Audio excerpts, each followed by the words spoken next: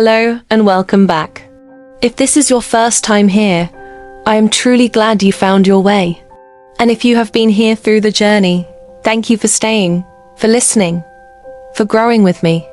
We are still in January, still in that atmosphere of new wine, talking about new beginnings, fresh starts, and God doing something new.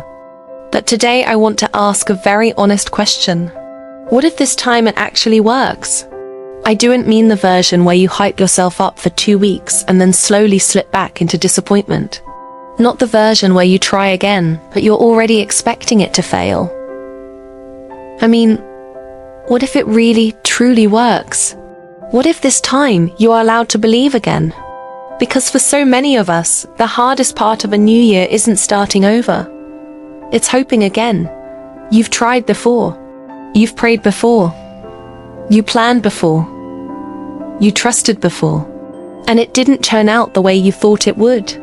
So now, even when God says new wine, your heart just whispers, be careful. Don't get too excited. Don't expect too much. Don't hope too loudly. This video is your permission to hope again. Hope after disappointment. Hope after delay. Hope after things didn't work out the last time, or the time before that. The Bible says no one pours new wine into old wineskins. And we all know why. Because new wine stretches. It expands. It requires a new capacity. But think about this. Sometimes the old wineskin isn't sin or laziness. Sometimes the old wineskin is disappointment. Disappointment that taught you to lower your expectations. Disappointment that made you guard your heart so tightly that nothing new, nothing fresh can possibly get in. Disappointment that says, I'll try, but I won't believe too much. But new wine requires belief. It demands it. Not perfect, flawless faith, just honest belief. So, what if this season isn't asking you to do more, but to believe differently? What if it's about believing that God is not tired of you? Believing that a delay did not cancel the promise.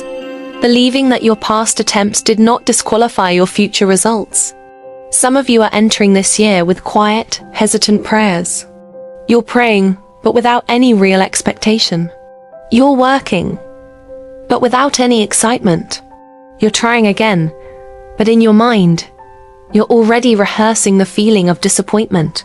And God is gently saying, I need you to make room for hope again. I know, hope is risky. It's incredibly risky. Because hope makes you vulnerable. It opens you up. It makes disappointment hurt so much more when things don't go as planned. But here's the truth. Without hope, the new wine just spills. It's wasted. The book of Romans tells us that hope does not put us to shame. And that's not because everything always works out instantly. It's because God is faithful through the seasons of our lives. So what if, this time, you try again without punishing yourself for the past? What if you stop using your last failure as a prophecy for your future? What if you stop assuming that just because it didn't work before, it can't possibly work now? New seasons don't always look loud and dramatic. Sometimes a new season just looks like quiet courage. The courage to submit that application again. The courage to love again. The courage to trust God again. The courage to start small one more time. New wine often starts as just a small, quiet stirring in your heart. A gentle nudge that says, don't give up yet. Try again, but this time with me. You are not foolish for hoping. You are faithful. Faith isn't pretending you were never hurt. Faith is looking back and saying, yes, I was hurt, but I still believe God can do something new. Maybe last year completely broke your confidence. Maybe previous seasons have made you overly cautious. Maybe you promised yourself you would never, ever expect too much again. But I need you to hear this clearly. God is not asking you to relive your disappointment. He is inviting you into a brand new season. In Isaiah, God says, see, I am doing a new thing. He doesn't say I might, or I'll think about it. He says, I am doing a new thing. But then he asks a question. Do you not perceive it? Sometimes we miss the new wine because we're so busy protecting ourselves from being disappointed again. We're so focused on the old wineskin that we can't see the new one being offered. This year, what if you choose hope over fear? What if you choose belief over bitterness? What if you actually let God surprise you?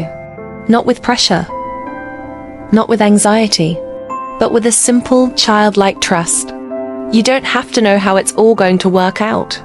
You just have to believe that it can. And maybe that right there is your new wineskin. A heart that is open again. A mind that believes again. A spirit that says, God, I'm willing to try with you. As we journey through this year together, let this one question stay with you. Let it echo in your heart. What if this time it actually works? Not because you're perfect, not because you finally got everything right, but simply because God is faithful in new seasons. Before you go, I want to hear from you. What are you daring to hope for? Drop it in the comments below. Say it out loud. Write it boldly. And if this message spoke to you, please share it with someone who needs permission to believe again. New wine is here. Let's make room for it. Thanks for watching.